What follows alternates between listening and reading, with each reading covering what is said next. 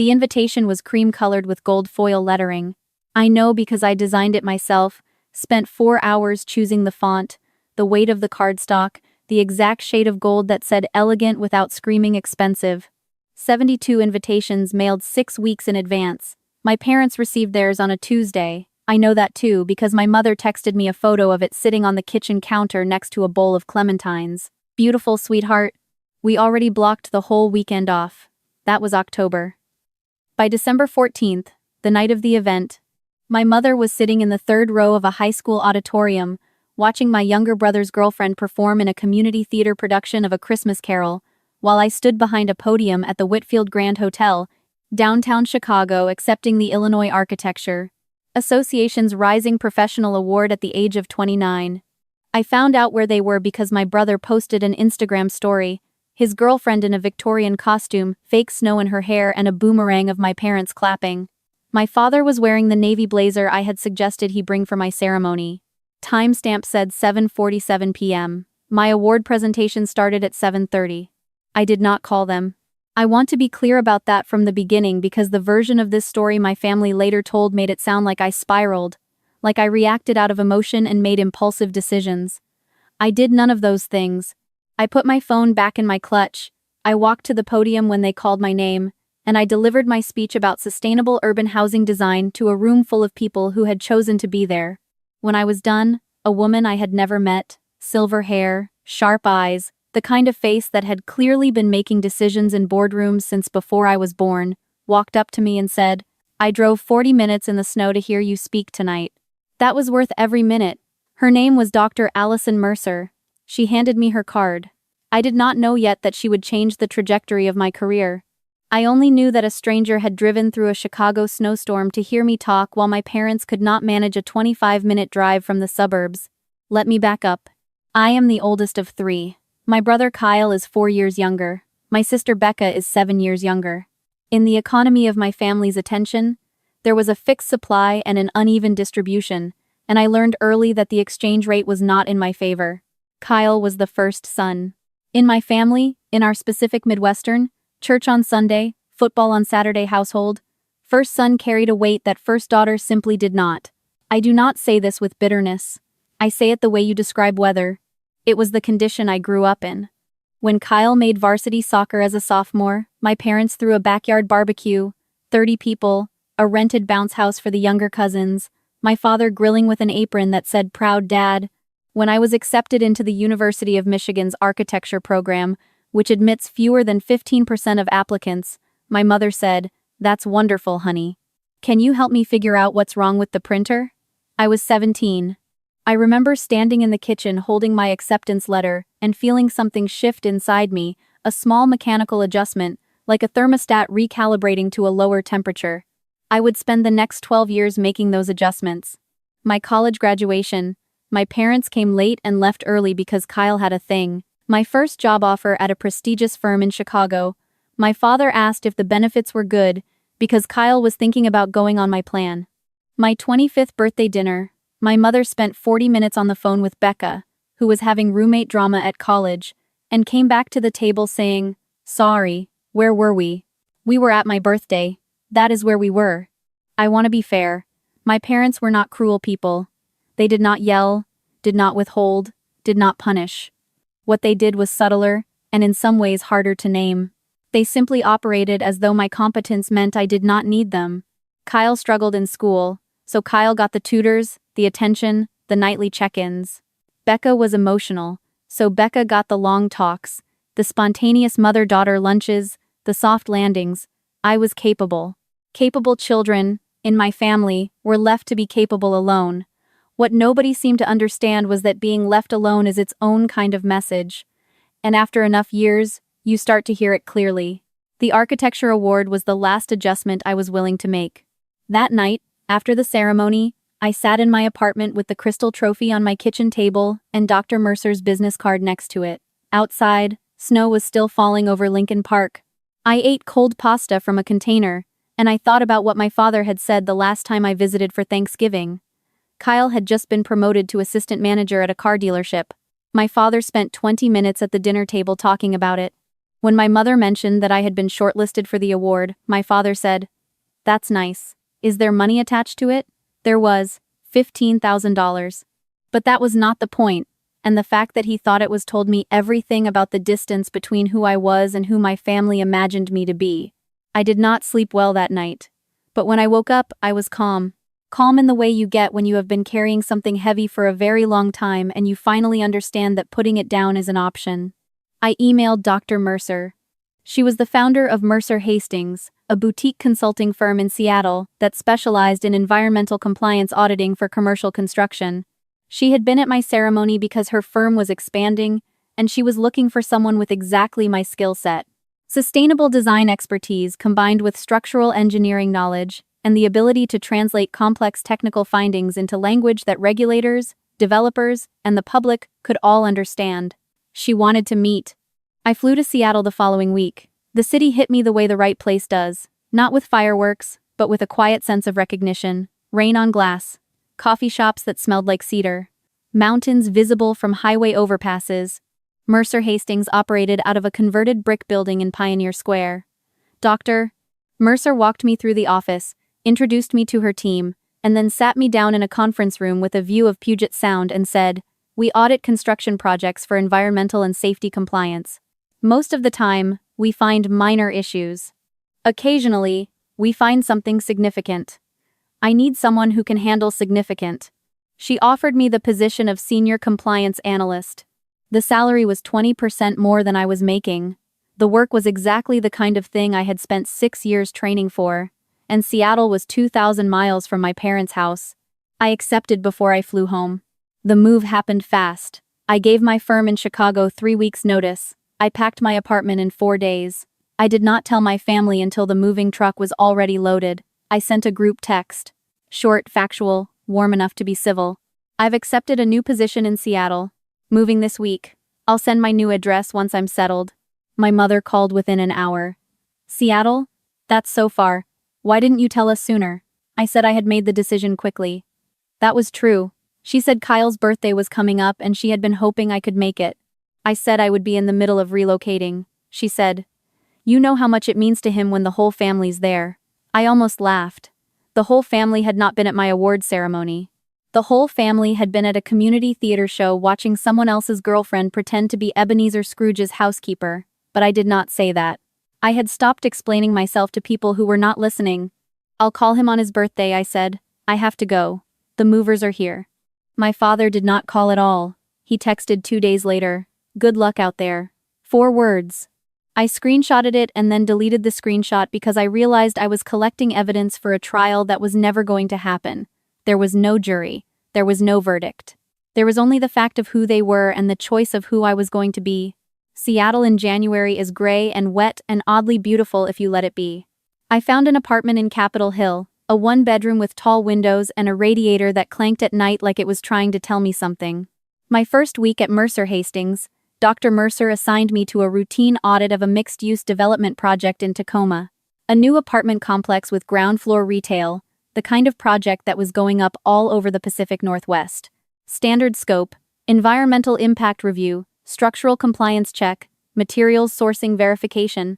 It was not routine. I found the first discrepancy on day 3. The project's insulation specifications listed a fire-resistant mineral wool product from a certified manufacturer. But the purchase orders, which I cross-referenced with supplier invoices as part of standard due diligence, showed bulk shipments of a cheaper synthetic alternative that had failed updated fire safety testing in 2 states. The substitution was buried in paperwork, not hidden exactly, but layered beneath enough legitimate documentation that a less thorough audit might have missed it. I did not miss it. Over the next 4 weeks, I traced the material substitution through the project's supply chain. The synthetic insulation had been sourced through a regional building materials distributor called Kelton Partners, a mid-size company that operated as a middleman between manufacturers and developers across Oregon and Washington. Kelton Partners had been supplying the cheaper product to at least 3 other active construction projects in the region, all of which had passed initial inspection because the substitution occurred after the compliance documentation had been filed. This was not a clerical error. This was a pattern. And the pattern created a specific, quantifiable risk. The synthetic insulation in question had a significantly lower fire resistance rating. In a residential building, that gap could mean the difference between a contained incident and a catastrophic one. I wrote a detailed preliminary report. I flagged it for Dr. Mercer. She read it, asked me 4 precise questions, and then said, "Expand the scope. I want to know every project Kelton Partners has supplied in the last 3 years." That took 2 more months of work. My team pulled permits, cross-referenced invoices, interviewed subcontractors. We built a database. Kelton Partners had supplied non-compliant materials to 14 construction projects across 3 states. 7 of those projects were residential. 3 were already occupied. It was during the 3rd month of this expanded audit that I ran a routine background check on Kelton Partners' corporate filings and found a name I recognized: Kyle David Novak. My brother, not as an owner. As the regional sales director who had been hired 18 months earlier, according to his LinkedIn profile, which I had not looked at in over a year. My brother was the person responsible for managing the accounts that had distributed non-compliant building materials to 14 construction projects. I sat in my office for a long time after I found that. The rain was hitting the window in that particular Seattle way, steady, almost meditative, and I thought about Kyle at 12 years old, grinning in his soccer uniform, while my father flipped burgers. I thought about my mother saying how much it means to him when the whole family's there. I thought about the 3 occupied residential buildings with insulation that could fail in a fire. I disclosed the conflict of interest to Dr. Mercer that afternoon. She handled it with the same precision she handled everything. I was recused from the client-facing portion of the investigation. My analytical work, which had already been independently verified by 2 other team members, remained part of the record. She thanked me for my integrity. She did not ask me if I wanted to warn my family. She did not need to, because the answer was written in the 12 years of recalibrated expectations I had walked into her office carrying. I did not call my brother. I did not call my parents. I want to be specific about this because it is the part of the story people ask about the most, and I want you to understand my reasoning. My job was to identify risk and report it through proper channels. Calling my brother would not have unsubstituted the insulation. It would not have made the occupied buildings safer. It would have given him the opportunity to cover tracks, destroy records, and put more people at risk. And honestly, after 29 years of being the family member whose milestones were optional, I was not going to compromise my professional ethics to give a courtesy call to people who could not be courteous enough to show up for me. The State Building Commission received our full report on a Tuesday in April. I remember because it was the first genuinely warm day of Seattle spring, and I walked home from the office along the waterfront and felt something I had not felt in a long time. Not happiness exactly. Lighter than that, like a knot I had been ignoring for years had quietly untied itself. The investigation moved the way these things do, slowly at first and then with a mechanical inevitability that bureaucracy develops when the evidence is clean. Kelton Partners received a formal cease and desist within 6 weeks. State inspectors flagged all 14 projects for emergency review. The 3 occupied buildings were scheduled for immediate remediation. The synthetic insulation would be removed and replaced at the distributor's expense. Kyle was terminated in July. I found out from Becca, who sent me a text that said, "Kyle lost his job. Mom and Dad are really upset. Did you know about this?" I replied honestly. I found out during a work audit. I disclosed my conflict of interest and was recused from the case. That was the truth. All of it. Nothing more and nothing less. My mother called me that evening. She was crying, which was something I had rarely heard in my entire life. My mother was not a crier. She was a manager. She managed feelings the way she managed the household, efficiently and without visible mess. But this was different. This was her system breaking down. "Your brother could face charges," she said. "They're saying he knew about the materials. He could go to jail." I listened. I did not interrupt. "Did you do this?" she asked. "Did you do this because of the award ceremony?" There it was, the same equation my family had always used. Everything I did, filtered through the lens of whether it was a reaction to them. My career was not my career. My move was not my move. My professional findings were not my professional findings. Everything was just Nora being dramatic, Nora being sensitive, Nora making a big deal out of nothing. "I did my job," I said. "Buildings with families in them had insulation that could fail in a fire. That is what this is about." "But it's Kyle," she said, as if that changed the fire rating. As if family loyalty could insulate a wall. "I know who it is," I said. "I also know who lives in those buildings. I chose them." She was quiet for a long time. Then she said something I will never forget. You were always the one we didn't have to worry about. I think she meant it as a compliment. I heard it for what it was. A confession. They had not worried about me. They had not thought about me. I had been so reliably competent that I had become invisible, and they had mistaken my invisibility for evidence that I was fine. You should have worried, I said. Not because I was fragile. Because I was paying attention. I hung up. She did not call back. The weeks after that were strange and quiet. My father sent an email, a long one, which was unusual for a man who communicated primarily in 4-word texts. He said the family was going through the worst time in their lives. He said Kyle was devastated. He said Becca had dropped out of her master's program to come home and help, which struck me as a very on-brand family response, rallying around Kyle even when Kyle was the one who had done something wrong. He said I had a choice about what kind of person I wanted to be. I did not reply, not because I was angry, because I had already made that choice. I had made it in a parking lot outside the Whitfield Grand Hotel, holding a crystal trophy nobody in my family saw me receive. I had made it on a plane to Seattle. I had made it in a conference room when I disclosed a conflict of interest instead of burying it. I had been making it my entire life, every time I lowered my expectations and kept working anyway. Kyle's case moved through the legal system over the following year. He ultimately pled to a reduced charge. The company paid substantial fines. The remediation was completed. No one was hurt. That last fact is the one I hold on to when the rest of it feels heavy, because it means the system worked. It means the audit caught what it was supposed to catch in time. My firm nominated me for a professional integrity commendation. I received it at a small ceremony in Seattle that Dr. Mercer attended, along with the rest of my team and several people from the State Building Commission. No one from my family was invited, not because I wanted to punish them, because I had stopped building rooms in my life with empty chairs for people who were never going to sit in them. Becca reached out in November, a long text, carefully written, the kind that takes someone an hour to compose. She said she understood why I had done what I did. She said she did not blame me. She said she was starting to see patterns in our family that she had not recognized before, the way Kyle's problems always became everyone's emergency, while my accomplishments floated past like background noise. She said she was sorry about the award ceremony. She was the first person in my family to say that. It had been almost a year. I told her I appreciated it. I told her I was not ready for regular contact but that I was glad she had reached out. Both of those things were true. My mother writes me emails now, one every few weeks. They are short, factual dispatches about the family. Kyle is doing community service. Dad joined a men's group at church. The neighbor's dog had puppies. She never mentions the investigation. She never asks me to come home. She never apologizes. But in the last email, at the very end, she wrote, I watched a video of your award speech online.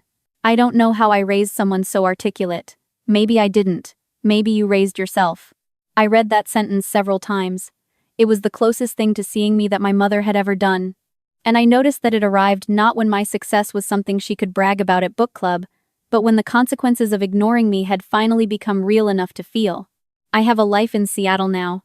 A real one, not the half-life I was living in Chicago, where I was always 25 minutes from my parents' house and 25 years from being the person they thought I was. I have a small office with a fern I am trying not to kill. I have colleagues who know my work and respect it. I have a balcony where I drink coffee in the morning and watch the ferries cross Puget Sound, and think about how strange it is that the hardest part of my life was not the technical work, not the audit, not the investigation. The hardest part was giving myself permission to stop performing loyalty for people who had never performed attention for me. Dr. Mercer retired last spring. At her farewell dinner, she pulled me aside and said, "Do you remember the first thing I ever said to you?" I did. She had driven 40 minutes through a snowstorm to hear me speak.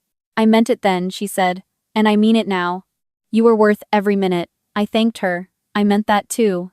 Here is what I know now that I did not know at 29, standing behind a podium in a hotel ballroom, checking my phone one last time before they called my name. You cannot earn your way into being seen by people who have decided not to look. That is not a failure of effort. It is a failure of their attention. And at some point, the most self-respecting thing you can do is stop auditioning for an audience that has already left the theater. The fern is still alive. The ferries still cross the Sound every morning.